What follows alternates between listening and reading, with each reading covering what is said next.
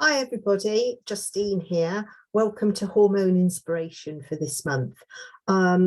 Dependent on how long this is, I might put it in two parts. But basically, when I was in Ibiza, as most of you know, I've been there running a yoga, co-hosting a yoga holiday. We actually came back at the new moon, which I think was Tuesday or Wednesday. But anyway, we were actually, that was the time that we were mainly leaving. But during the time that I was working there, I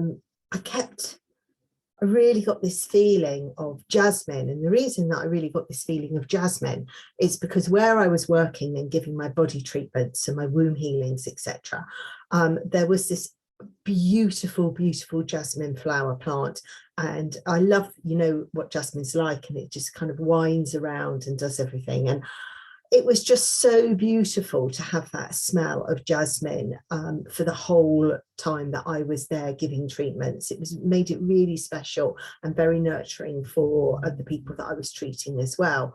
So anyway, jasmine kind of really stepped forward. And so this month, jasmine is our flower. And actually, when I got home, my jasmine is out and it's just outside my front door. So it was kind of like, yeah, Jasmine, you're definitely here. Anyway, so Jasmine has been calling me for the last couple of weeks, and I just totally love it. So I'll be talking to you a little bit more about that. And then just before the new moon, when I was giving the treatment, actually that morning I pulled the cards and I knew that I was going to need to talk, what it was. And so I pulled Creation Essence, which actually does contain jasmine. Let me just get you one here. So that actually contains jasmine. Let me just see if you can see that. There it is. That's my hormone balancing essence and energy. And then I also pulled the cards Shiva Lingams. And Shivas, I'm going to be talking about these. And then finally, Lord Shiva, here he is, and he's associated with the lingams, and his counterpart, Shakti. Okay, so this whole energy came together, and I went, whoo, yeah, I can see why jasmine came forward, because jasmine is very Shakti energy. It really is, and goddess energy. And Shiva is Shakti's counterpart and is very much about destruction, constructive destruction. That's how I like to think of him, and rebirth. And Shakti is that beautiful yin energy. It's like, whoa, this is like really powerful this month that we're going to be working with. And we should have known this anyway, because Durga and Tauret came in last month, didn't they? And it was really drawing in that yin energy, but power, because both Durga and Tauret are so powerful, and they go into battle and they get things done. Well, Tauret does it as in midwifery, but Durga goes into battle and makes changes. So, she's really was starting to claim Shiva energy. So let's just talk about how we're going to be working with this month. So when I went into meditation, this is what they said, okay. It's going to be a roller coaster of constructive destruction and love. More changes coming. We step forward to declare change and restore passion once more. Ooh, makes me even emotional just even thinking about it. So Lord Shiva has really dynamic energy. It's not always welcoming, okay? I will just tell you that now. If you're a person who's not keen on change, then, and you avoid making those changes, procrastination, consideration, all of those kind of things. Well, sometimes Lord Shiva comes in and he goes, that's it, enough, it is going to be change. And that is what he's saying this month. This is the time. This is the time. Okay. And he creates space for renewal, which we all need. We absolutely all need. Okay. But he also has called in the balancing energy of Shakti. So this isn't harsh change, although he can definitely bring harsh change, but it draws in that beautiful Shakti energy of sensuality, love, the goddess energy, and so much more.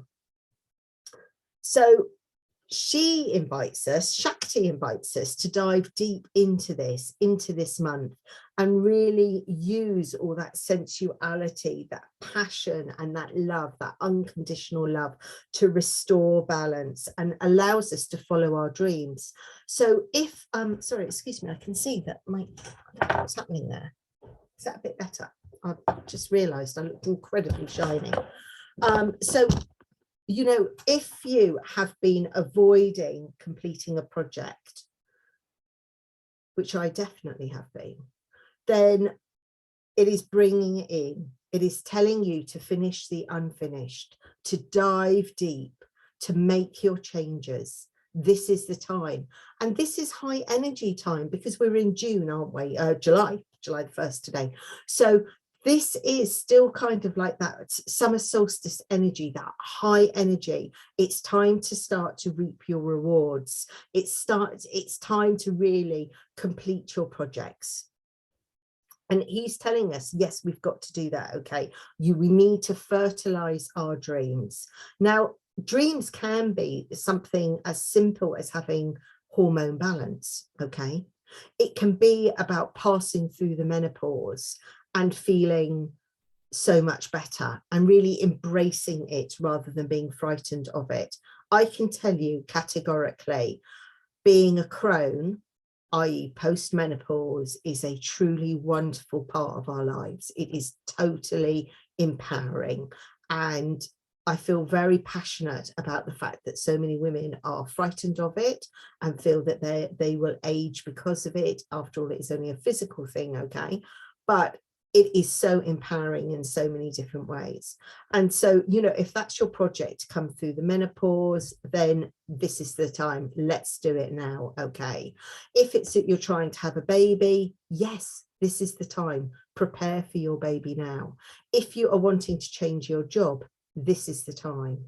If you are wanting to start anew, whether it's with a new relationship, or rebirthing an old relationship, or actually destroying a relationship, this is the time, because it will allow the space. And as long as you're doing it with the Shakti energy as well, that energy of rebirth, love, and pure passion, then it will be, and for the highest good, okay, it will work for you.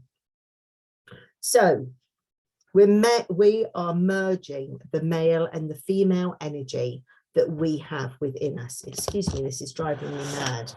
There, maybe that's a bit better. Right, sorry, I just don't like looking quite that shiny. It looks ridiculous. Oh, look at that, that's much better. So, how are we going to do this? Well, we're going to use the beautiful plant jasmine. We can drink jasmine tea this month. We can use jasmine essential oil. We can put 10 or 30 drops into our baths. We can use creation essence every day, which also has many different hormone balancing oils, essential oils in. We can grow some jasmine in our garden and really connect with it. We can put, you can buy these from me. We can put Lord Shiva and Shakti on our sacral altars. We can work with Shiva lingams to really meditate. I'll talk about Shiva lingams a bit in a minute, okay? So I'm jumping around a bit, and I apologize. Probably I'm a bit excited. So Lord Shiva, what does he do? Or we know what he does, but what does he represent? Okay, so if you look at Lord Shiva here, you can see, this is Sam Foreman's drawn this for me, and you can see that he has got a crescent moon coming from his head. He's got lines across his forehead. He has got a third eye. He's got the river Ganges flowing from his head. He has a trident as well, and something else which I always forget the name of, which I'll come back to in a minute. And he has a snake in addition around his head, around his neck. So what do they represent? Okay. So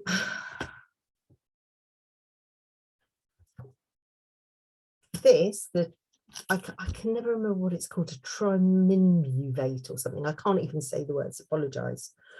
No, he is a triminuvate, which basically means that he's one of the three gods of the universe, the creator of the universe. Okay, so he's the destroyer and the creator. He's limitless, all right, he's formless, he's eternal, he's ever shaping, he's unchanging, but he's changing at the same time.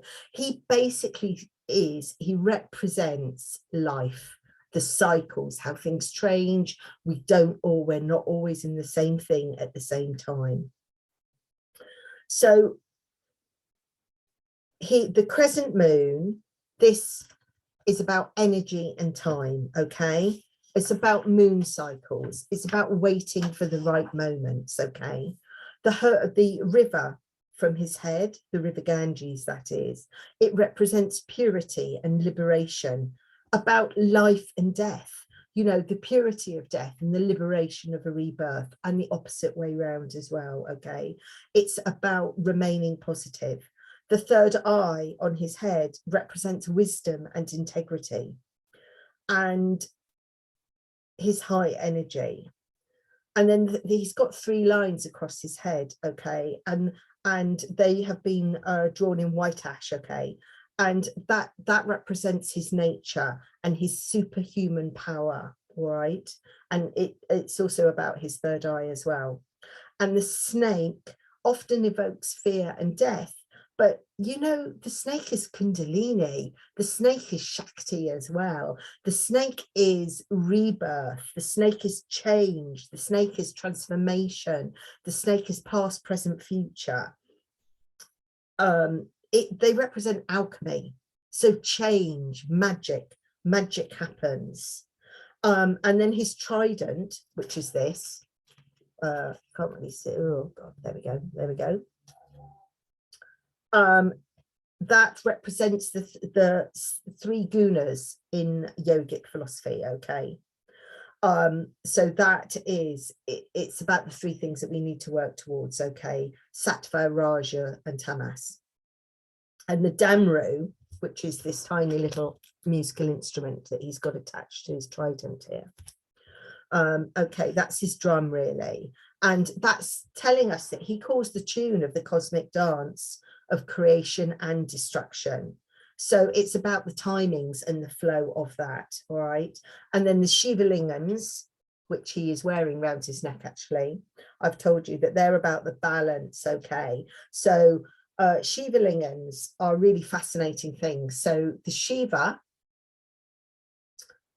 you usually buy them in a pair. I always sell them in a pair anyway. And one is supposed to represent knowledge and male, and the other one is supposed to represent wisdom and female energy.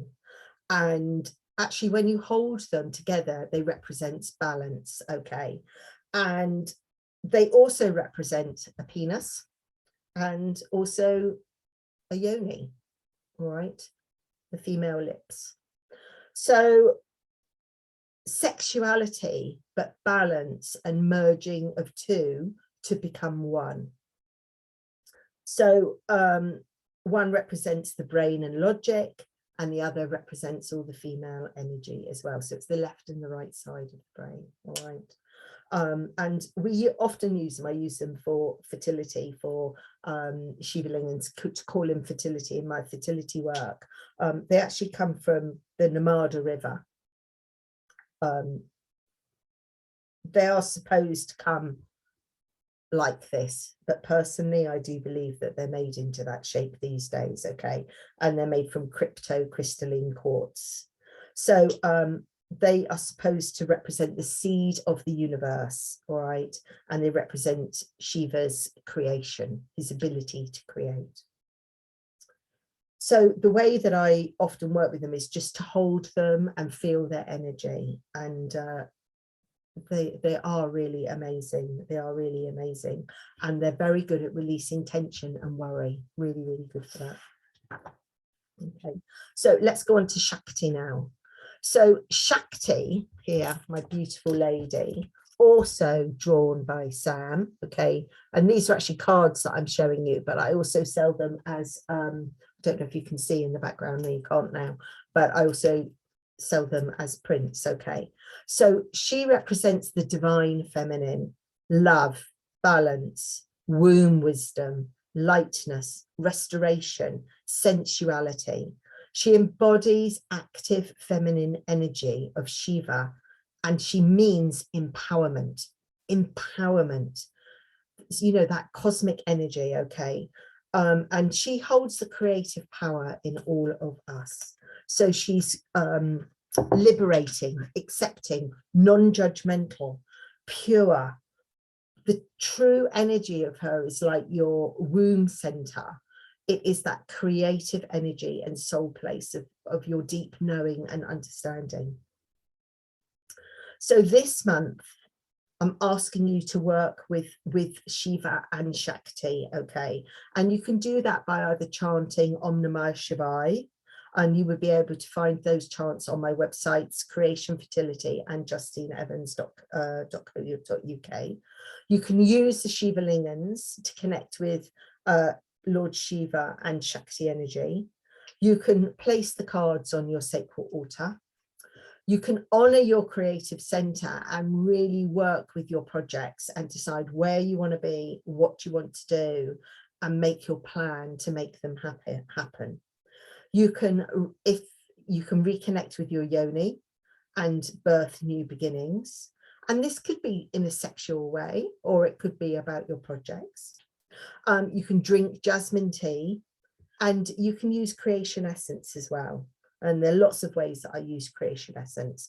In all honesty, I tend to use creation essence as my facial toner. I put it in with some water, and actually I use that as my, but I also love it in a bath as well. Okay, and as I said, this has got jasmine in as well, and the jasmine that we're connecting with this month is very, very much about that Shakti energy. It really is about that Shakti energy.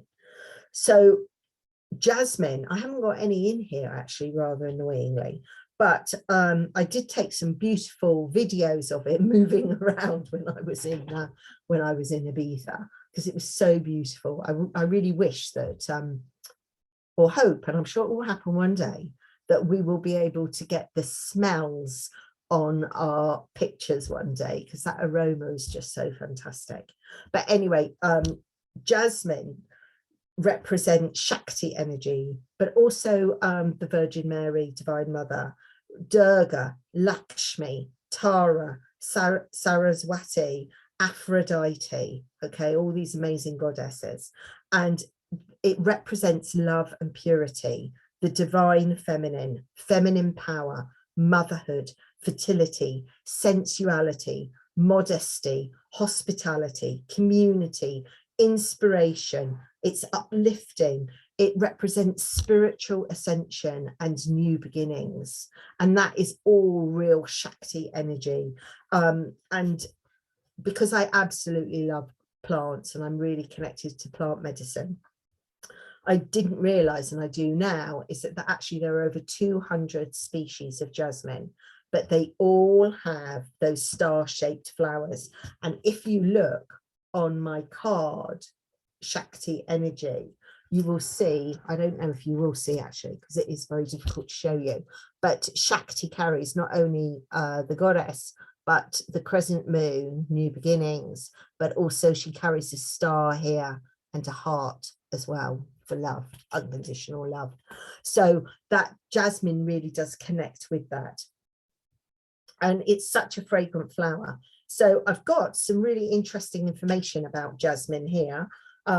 So it is, I mean, it's like literally all over the world, jasmine is honored as a plant.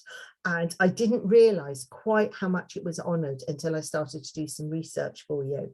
So it's basically a symbol of love, like Shakti, okay? It's got an amazing fragrance, as most of you know. It's really intoxicating.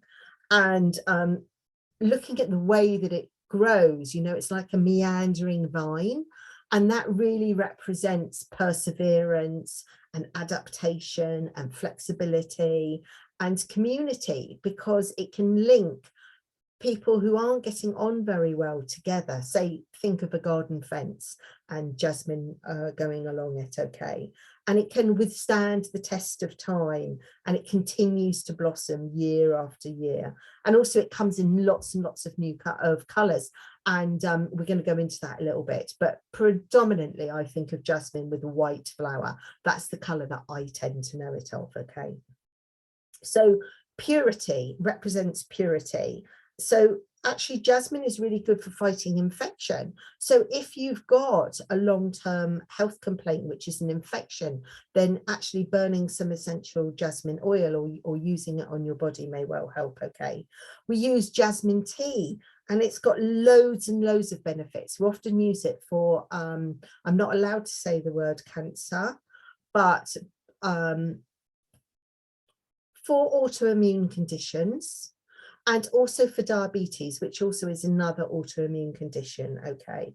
So it is used to freshen air, and it's used to be very uplifting and make people feel better. And, you know, we often use it, and you will see that it is used so often in temples and churches, and I'll talk about that a bit more as well.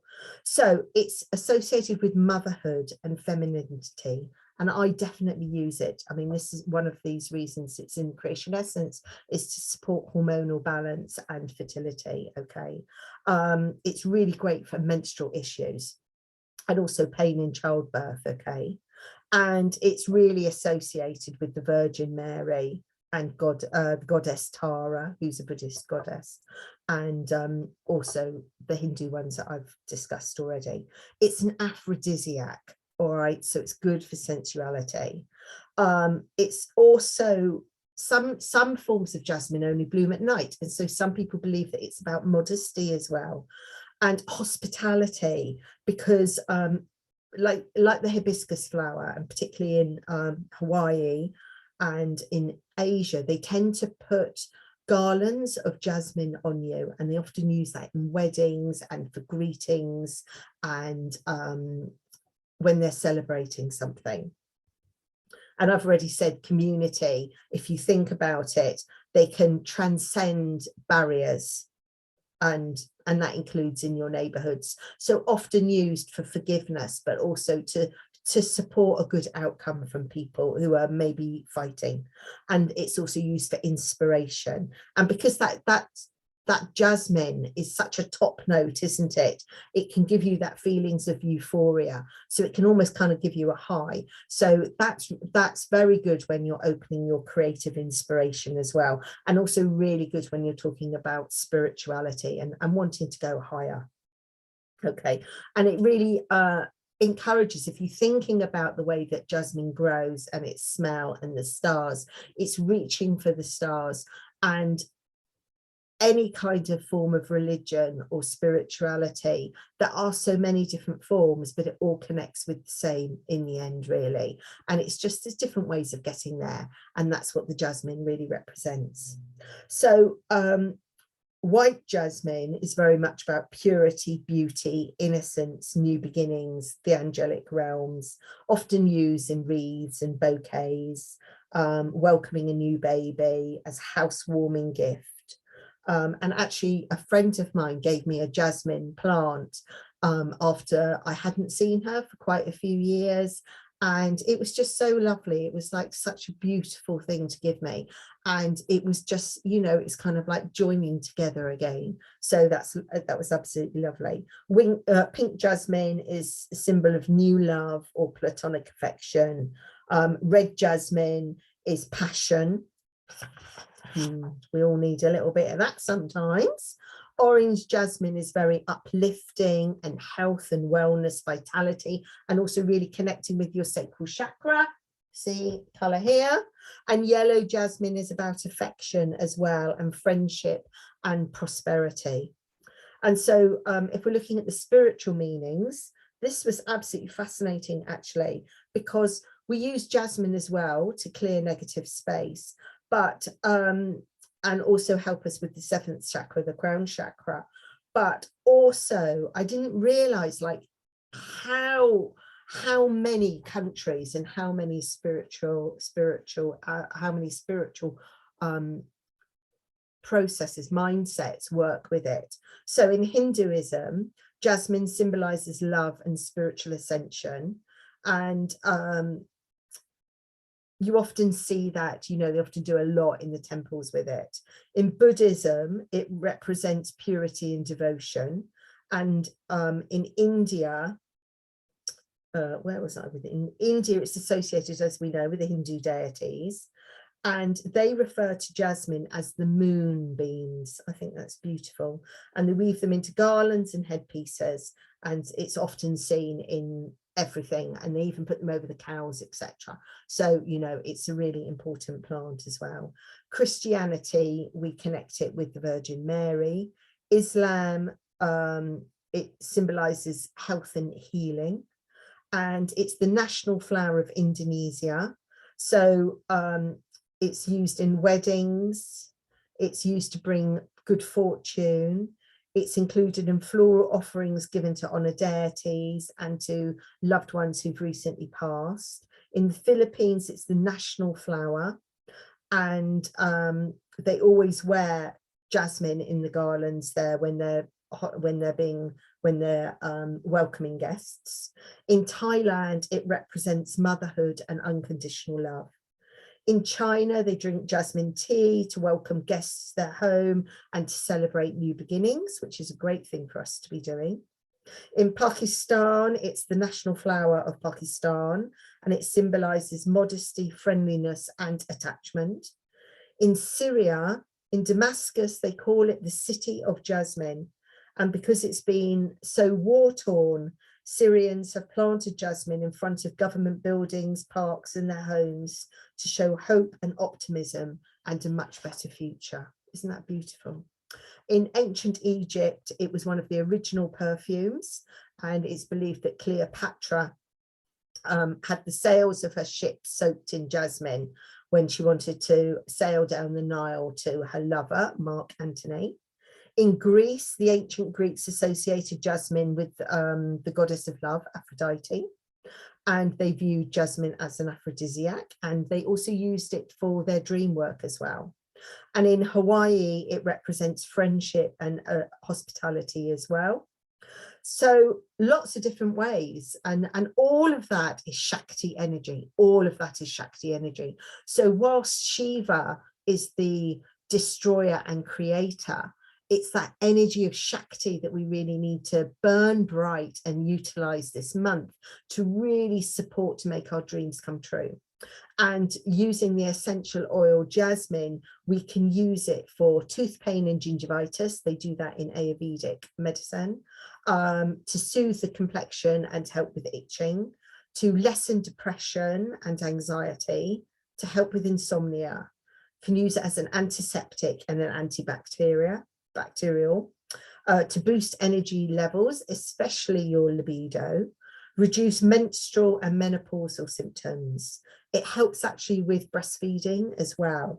I think that would be jasmine tea that I would be utilizing that then, or maybe I would just be using some jasmine oil a little bit on the inside of the wrists, or having a bath, 10 to 30 drops of the oil, or you could put it in your diffuser. And jasmine tea is full of antioxidants, improves oral health and digestion, has cancer fighting properties. It protects against heart disease. It helps balance insulin and good blood sugar. And so those of you who are on my summer cleanse, this would be a great tea for you to drink right now. And it's such a beautiful flower. Just get some, enjoy it. And it's described as a gift from God, but evidently, of course, I'll be talking about it's a gift from the goddess, from Shakti herself. So this month, Shiva Lingams, Creation Essence, Lord Shiva, Shakti, and the beautiful jasmine. So I look forward to seeing you again next month. Apologies that this is a video. I hope you find it useful anyway. Love to you all, and I'll see you all soon. Bye.